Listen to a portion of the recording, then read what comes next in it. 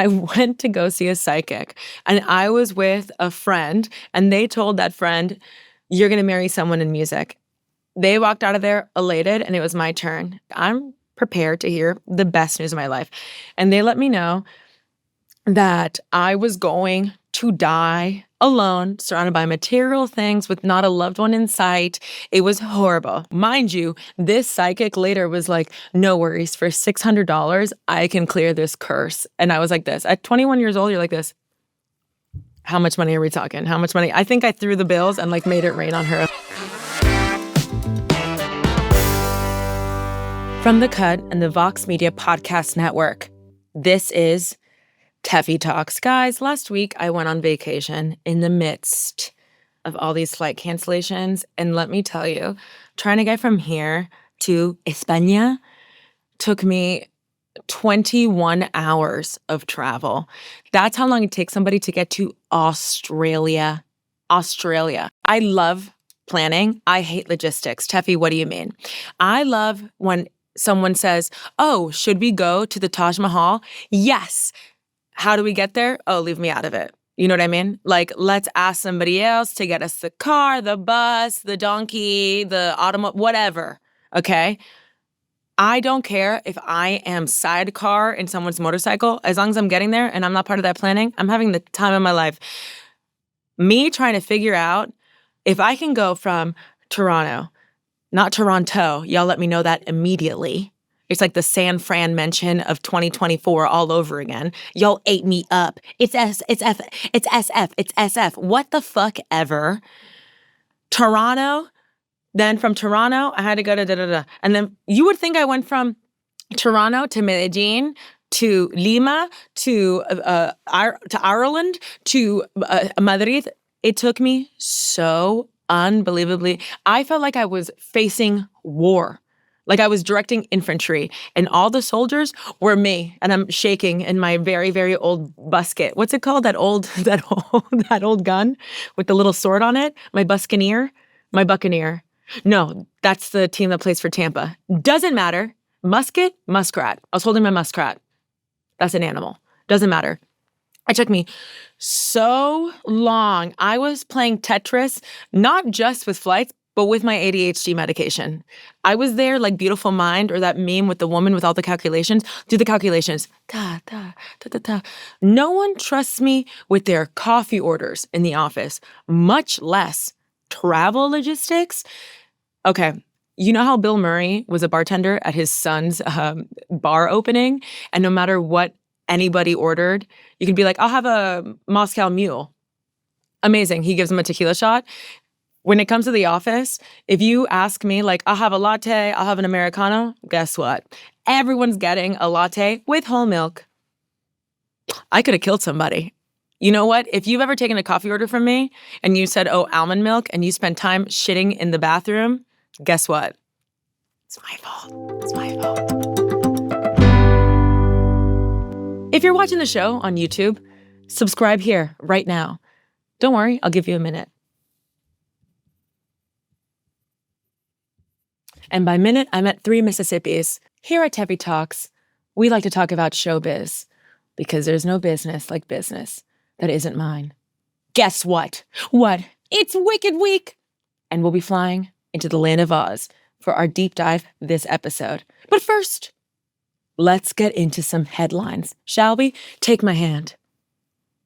A little sweaty. Did you just come out of the bathroom? Did somebody give you a whole milk latte?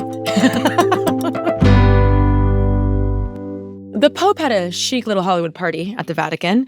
According to Variety, Pope Leo invited Kate Blanchett, Chris Pine, Viggo Mortensen. That is so bisexual of you to do, yes. Alison Brie, Dave Franco, and Monica Bellucci. I need to know why he chose this group of people because, okay, let's talk about it. You have Alison Brie and Dave Franco, who seem lovely and also will share at least one story about how they tripped on shrooms per press tour. You need a shroom couple at every dinner party, okay? Because someone has to bring up orgies, and it's not going to be me again. Chris Pine was also in attendance, whose closest role to the Pope was when he played the descendant of Genovian royal family, Nicolas de Verure, and Kate Blanchett, who is iconic for sure, a tad random, iconic nonetheless. I do love the idea of becoming Pope and being like, oh, this power at my fingertips. Who is that actress I had a little crush on in my youth? They can come visit me. Who would decline an invitation from La Papa? No, La Papa means the potato. El Papa. El Papa. Let's say I'm the planner of this smattering. I approach Leo, never DiCaprio, nay, but the Pope. I say, I've come up with a seating arrangement that's going to make the Met Gala look like the regional opening of a Chuck E. fucking Cheese. Here's what I'm thinking. The repentant it girl, the red carpet mystic, the high priestess of PR, the lipstick theologian, the confessional oversharer, the bedazzled nun. We all need one. We all need one. The communion core influencer, the saint of sponsored content, the alter ego, ALTAR, the born-again fashion critic, the cherub with a stylist, the girl who lit all the candles, me, the incense girly, me, the spiritual gatekeeper, never me, the chic heretic. No, not Hugh Grant, not this time, Hugh. The fashion monk, the tabloid apostle, the immaculate vibe, the papal, the papal plus one, the papal. Somebody PayPal me to invite the papal plus one. And the Pope goes, okay, love that so much. I just watched Tar. Okay, that's fine. The Pope also shared his favorite movies. It's a Wonderful Life, Sound of Music, Ordinary People, and La Vita è Bella, to which his Italian assistant said, we need one Italian one, right? I never thought in my lifetime I would know the Pope's letterboxed for. And you know what? Stop lying. This guy invited Judd Apatow and Gus Van Sant to the function. You know he fought for Vin Diesel to be there. I feel it.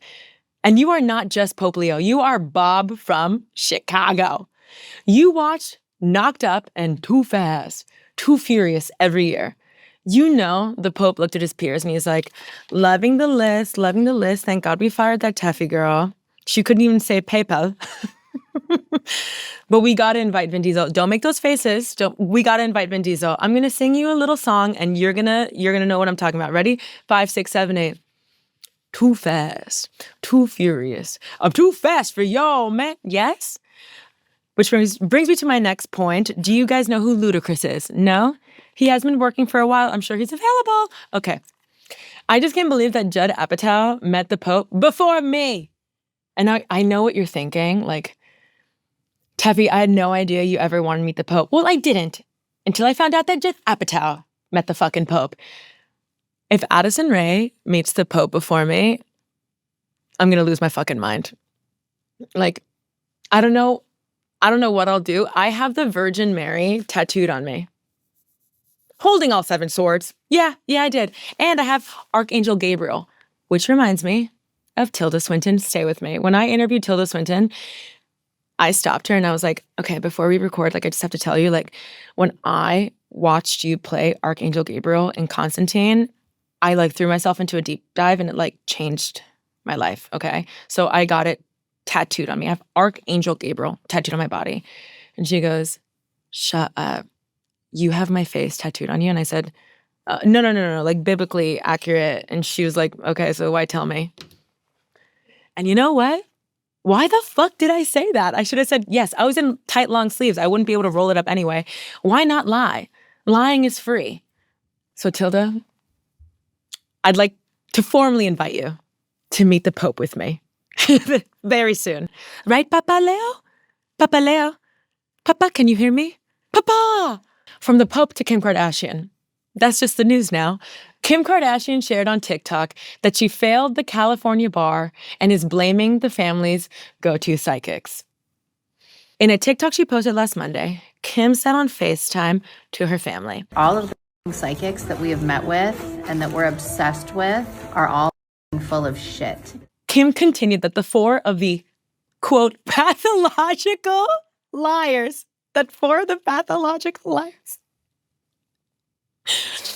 told her that she was absolutely going to pass her bar exam, and she did not.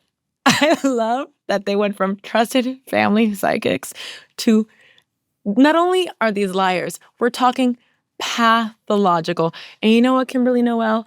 I'm right there with you. I'm also going to say that fucking psychic on Avenue D in 10th better be a pathological fucking liar. Pathological. In a Vanity Fair lie detector test video earlier this month, Kim revealed that she uses ChatGPT to help her study and that it often feeds her inaccurate information. Yeah. Making her fail tests. Can you imagine her saying this to like the professor and her like tutor and her study group? And she's like, "Can you believe ChatGPT made me fail this test?" And they're like, "No." The most relatable part, that was the ugliest laugh. The most relatable part, Kim tries to hold her ChatGPT accountable and it responds, "This is just teaching you to trust your own instincts, so you knew the answer all along." This is something we can all learn from ChatGPT, okay? I'm going to start saying that every time I give somebody bad advice. I know I was wrong. I was just teaching you how to trust your own instincts. AI may not know the law, but it does know how to gaslight. And what is more human than that, I ask? Cue Bicentennial Man by Robin Williams. Huh? Have you seen that movie? Have you seen Too Fast, Too Furious? Yeah. Sticking with the Calabasas crew, Timothee Chalamet. Timothee Chalamet was recently in Vogue US, where he was asked about Kylie Jenner. Timothy declined to comment, which should have been enough, but followed up with, quote, "I don't say that with any fear, I just don't have anything to say." Bitch, I'd rather you stab me in the fucking rib. I'd rather you stab me in the rib than tell a publication you just have nothing to say about me. And I've been your girlfriend for what, 3 fucking years? Nothing to say? I wish there was a video of this interview because it was just like written in an article. I would love to gauge tone. Tefi, why would you want to gauge tone? I would need to gauge how much therapy I would need that week if I was Kylie Jenner. So, because I don't have the video, here are 3 different tones of how Timothy could have said that. Ready? I don't say that with any fear. I just don't have anything to say. Okay, that's 1 extra hour with my therapist, Phoebe. Fine. Another tone. I don't say that with any fear. I just don't have anything to say. I'm moving in with my therapist, Phoebe. I don't say that with any fear. I guess I don't know. I don't have anything to say. When I walk barefoot in the streets of Calabasas, sobbing and crying, I want them to know it was you. Tell them it was Cersei. I want them to know it was you. Is it unfair of me to be like, oh, this 24-year-old boy doesn't know how to communicate? You know what I mean? He's 29. Say that, what? He's 29. Timothee Chalamet is 29 years. Oh my God, Kylie. Kylie. You know what? Kylie. Let's move on. It's going to be okay, girl. Last week, Tom Brady admitted that his Pitbull Junie is a clone of a dog that he shared with Gisele Bündchen. I just want to show my Brazilian side so bad that I always say, oh, you know, model, Gisele. I don't even think that's how you say it in Portuguese. Anyway, Tom Brady used the same company that Paris Hilton and Barbara Streisand have used to clone their dogs. In fact, Barbara has cloned her dog Samantha twice. I'm okay with the cloning, but naming your dog Samantha, I mean, my coworker over here has a dog named Kevin, so Kevin and what? Jay-Z. And Jay-Z. In 2016, the company said that it cost $50,000 to clone your dog, or 50,000 bones. You get it? Because bones also means dollars. But I can only assume it's raised in price since then. I understand wanting to clone your animal. I understand, like, if I told you I wanted to clone my my baby Margelina Jolie, you would understand, right? Be like, of course, of course. It doesn't mean that I would. And I think it also pisses me off that Tom Brady can just do whatever the fuck he wants. He gets everything. He gets everything. This is just one of a long list of weird things that Tom Brady has admitted to. He said in 2016 that he has never had coffee or strawberries in his life, which is just like, these are, okay, if he grew up, I don't know, like in a small cult in a landlocked state where he was like quilting bonnets all day long in the forest, I don't know, I'd be like, okay, if he's never had nigiri, I understand. That woman that was raised by wolves, I promise you, has had a strawberry. Like, you know what I'm talking about? Like the woman, like I'm sure Jodie Foster and Nell would be like, oh, that's coffee. Like, like, I don't know. Before his first Super Bowl, and I think first Super Bowl is something that you're probably the most nervous of all the Super Bowls that you're going to play, right? Like your first Super Bowl is like highly, highly, highly anticipatory, anxiety-inducing, right? Tom Brady reportedly fell asleep in the locker room and woke up just minutes before the team took the field. I'm sure there's a therapist out in the world that can tell us that it's a trauma response, and I'm going to ask Phoebe. But let me just say, if I was playing against Tom Brady and I knew that I was so unthreatening that the bitch took a nap before he had to come see me, it's like you're gonna go confront the girl that your ex like cheated on you with, and you found out that she got there a little early, so she took a nap in the car. Meanwhile, you haven't slept in 24 hours. That, it checks into my core. You're not scared of me even a little bitty bit? Tom Brady also allegedly calls his teammates babe. One of his former teammates, who asked not to be named, I'm sure, told ESPN, I was confused at first. I was like, did he just call me babe? But he kind of talks to guys like that, like, hey, babe. And you know what? I know why he doesn't want to be named, because that motherfucker thought he was special. The first time Tom Brady said, hey, babe, he was like, babe.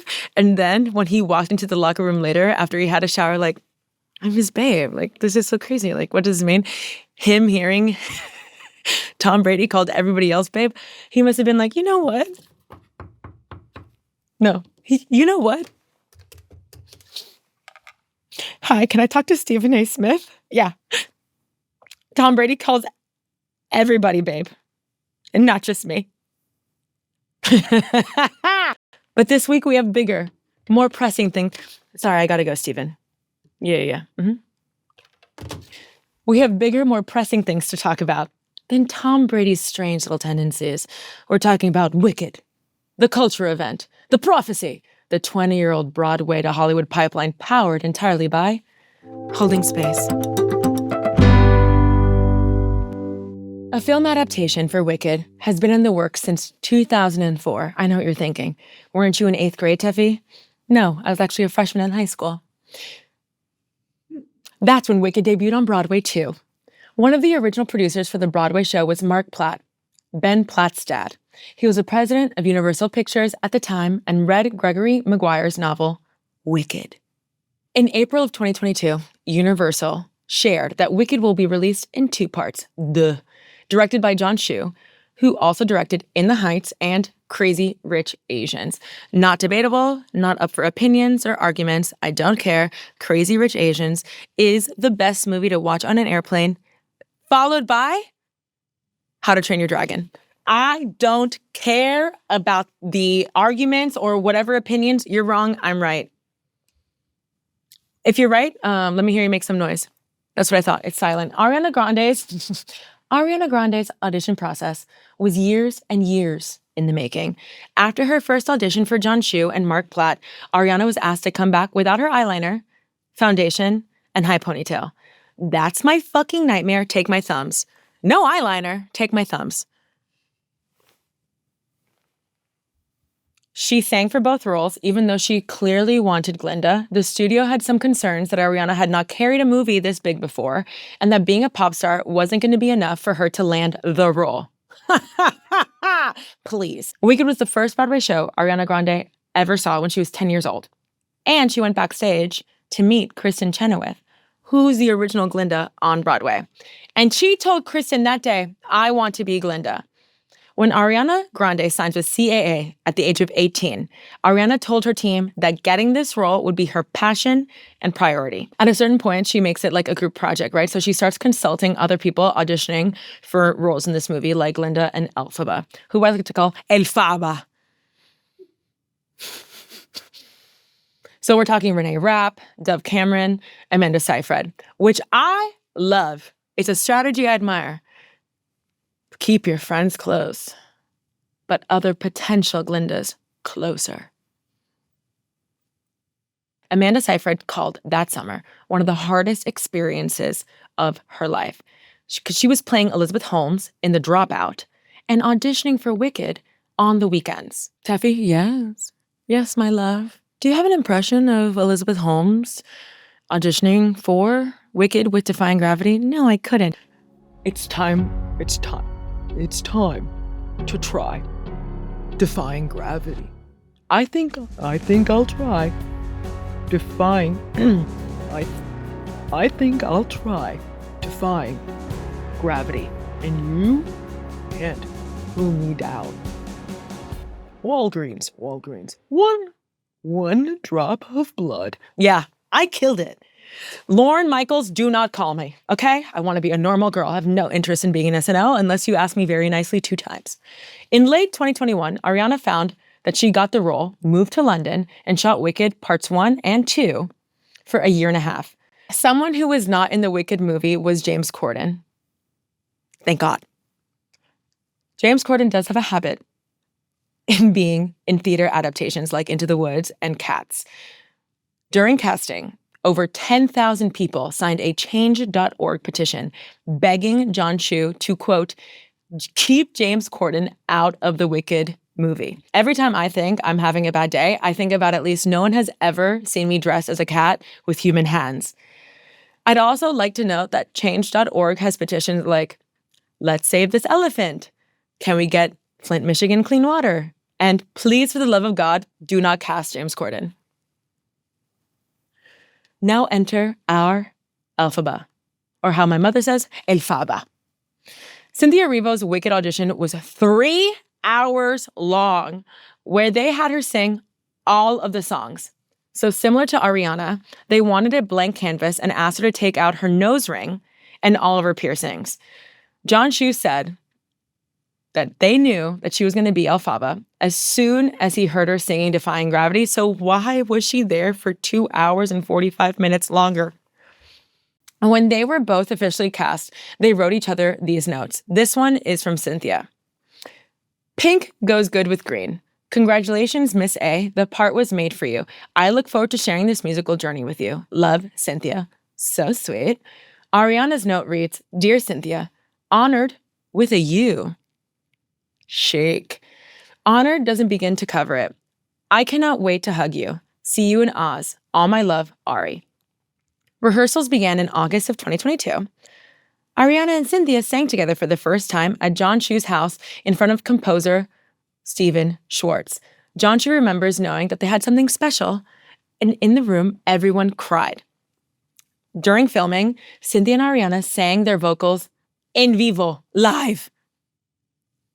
They sang with no accompanying music on set, which is insane because only extremely talented people can sing a cappella like that, especially in karaoke. Wouldn't you say? Wouldn't you say? For example, imagine you knew someone who worked at your office, who always gave you diarrhea when she ordered your coffee, who could sing, I don't know, Torn by Natalie Imbruglia without music. Can you even fucking imagine? I thought I saw a man brought to life. He was on, he came around, and he was dignified. So Cynthia says that she completely changed the way that she talks and sings to play Elphaba, to which Austin Butler said, oh, so it's okay when she does it. Cynthia's voice was so magical that John Chu said that there were birds on set when Cynthia would start singing. The birds would sing, and when she stopped singing, the birds would also stop. Like a Disney fucking princess. And that is probably a lie. And it is a lie that I love.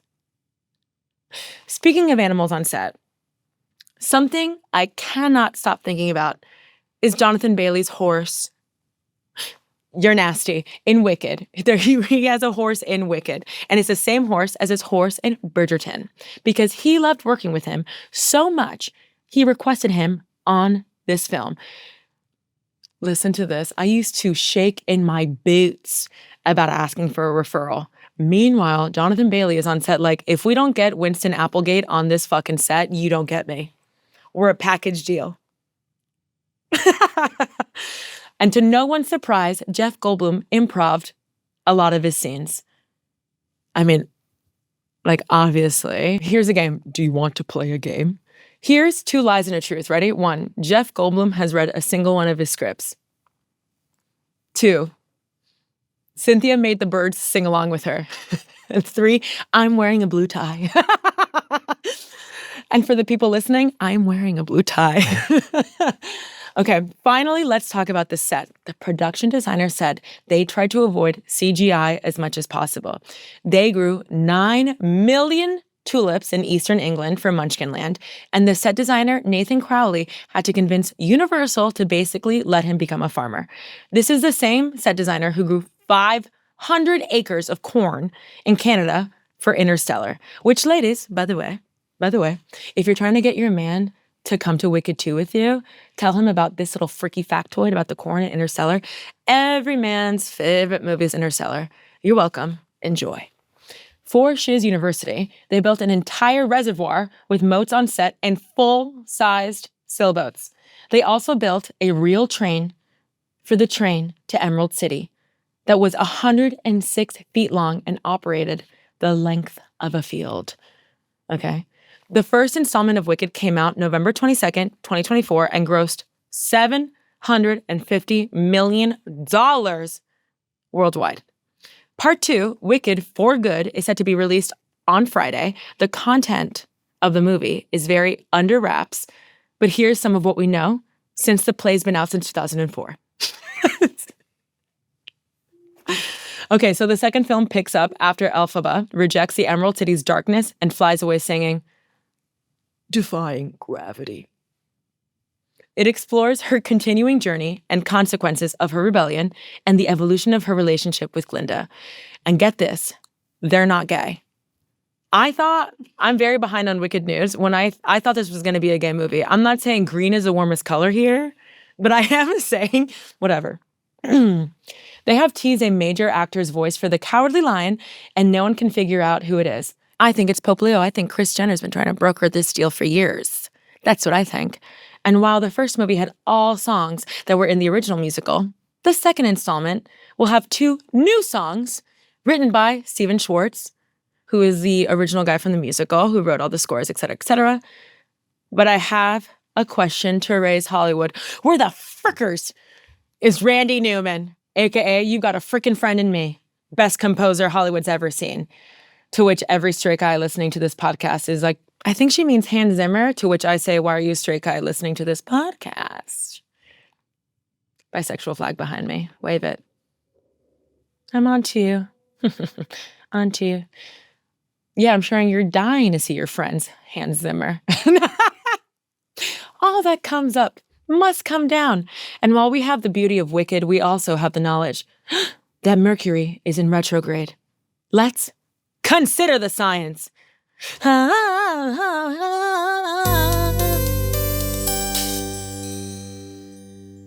don't mean to scare you, but Mercury is indeed in retrograde. Have no fear. This is the last time Mercury will be in retrograde for the year of our Lord, 2025. On November 29th, we can all bid adieu to you and you and you, to any bad energy this year, and forge new paths into the new year. But what does this mean? And why should we care? Well, I'll tell you. All planets orbit the sun in the same direction. And I know what you're thinking. Tefi, do you think I'm an idiot? No. I just want to be clear. Look at me in the face, especially if you were educated in the state of Florida. Tell me that you knew that every planet orbited in the same direction. What, you think you're better than me? Mercury is closest to the sun, so it completes its orbit much quicker. We orbit the sun in 365 days.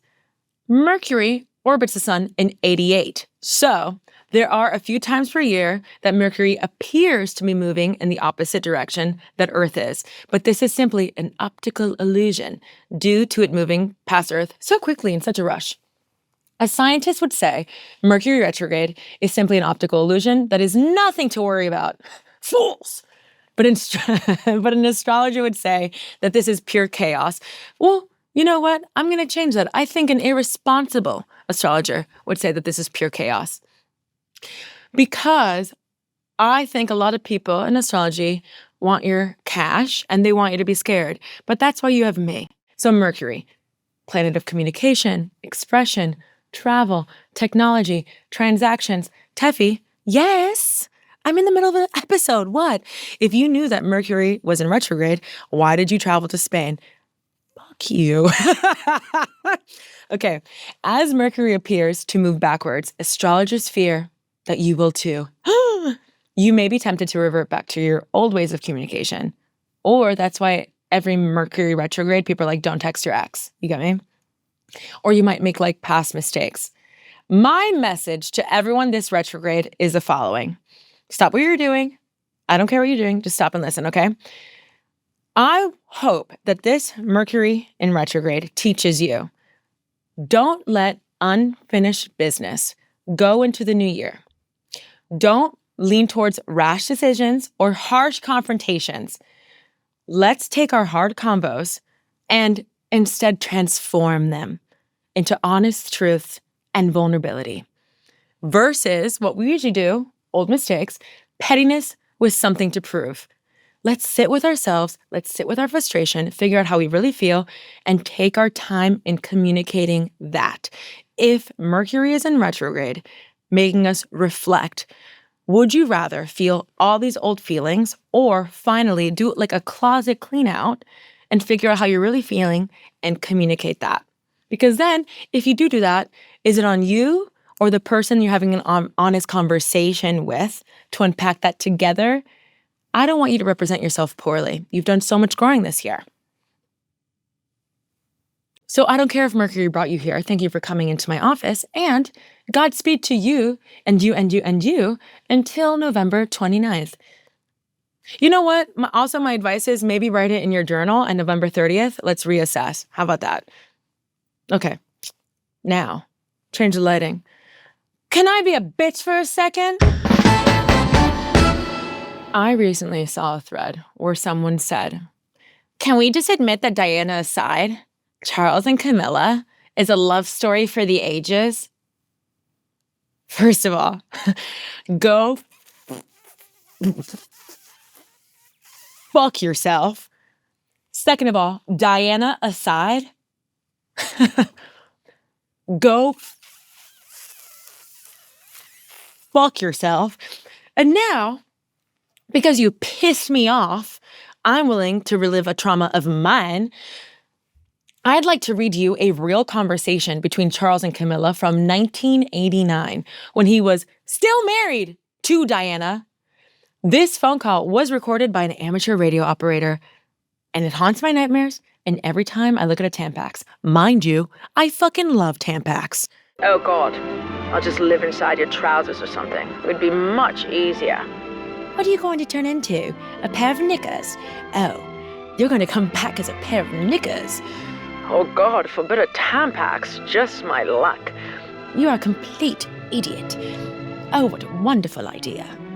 My luck to be chucked down the lavatory to go on and on, forever swirling, round the top, never going down. Oh, darling. Until the next one comes through. Oh, perhaps you could come back as a box. Which sort of box? Box of Tampax. You could just keep on going. Are you fucking kidding? A love story for the fucking ages? Come in, come closer. Come closer, come in, come closer. Snap out of it! Look what you've got me doing.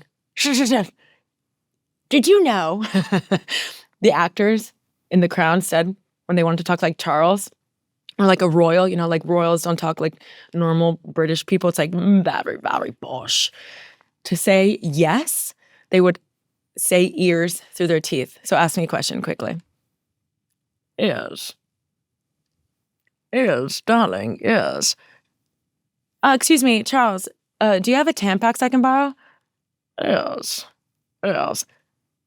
Disgusting!